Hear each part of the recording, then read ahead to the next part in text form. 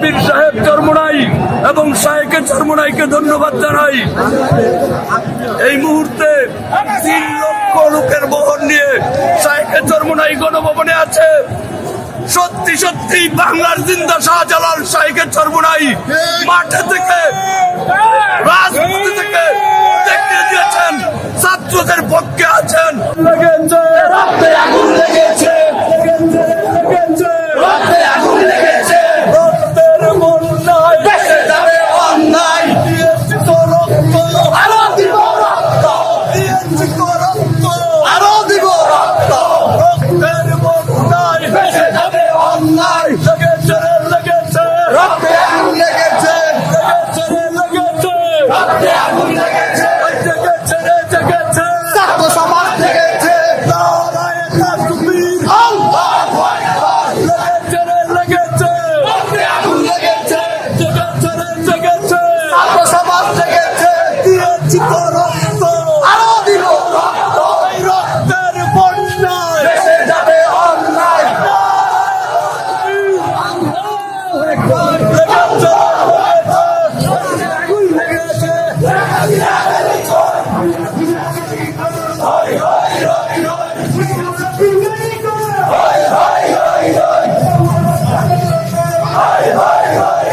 নারায়ে তাকবীর, আল্লাহু আকবার। লেগেছে রে লেগেছে, রক্তে আগুন লেগেছে, দিয়েছি তো রক্ত, আরো দিব রক্ত, এই রক্তের বন্যায় ভেসে যাবে অন্যায়। লেগেছে রে লেগেছে, লেগেছে, লেগেছে রে লেগেছে, রক্তে আগুন লেগেছে।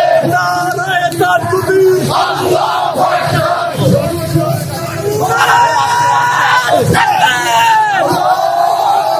নারায়ে তাকবীর, আল্লাহু আকবার। হই হই রই রই, হাসিনা গেলি কই, হাসিনা গেলি কই, হই হই রই রই, তুমি হাসিনা গেলি কই, হই হই রই রই। জেগেছে রে জেগেছে, বিশ্বমুখ জেগেছে, আত্মমত জেগেছে, জেগেছে রে জেগেছে, জেগেছে রে জেগেছে, আত্মমত জেগেছে।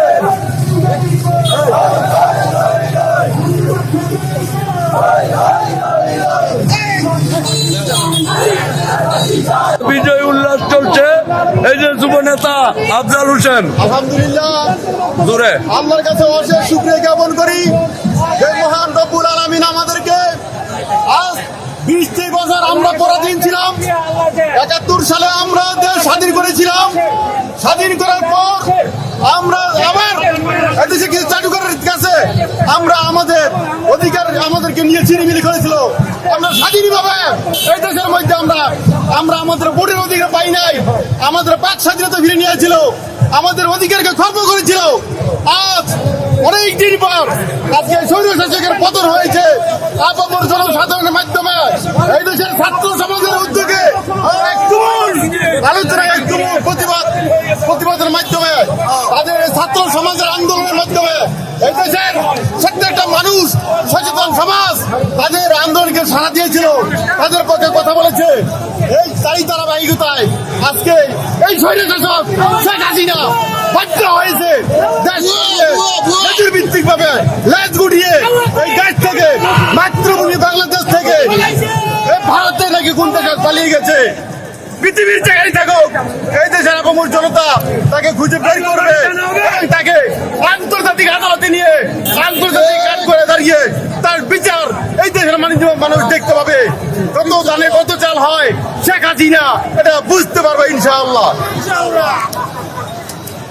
তাদের কাকু তুমি কই? আব্দুল রহিম ভাই কথা কন।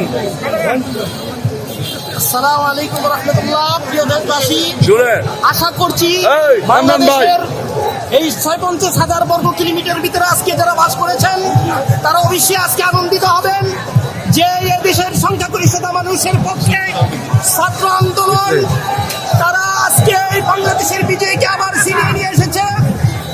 শুধু তাই নয়, এই খুনি সরকারের অধীনে দীর্ঘ 17 বছর দেশের নিরহ মানুষ থেকে নিয়ে সর্বশ্রেণীর মানুষ নির্যাতিত ছিল, অসংখ্য মানুষ খুন হয়েছে।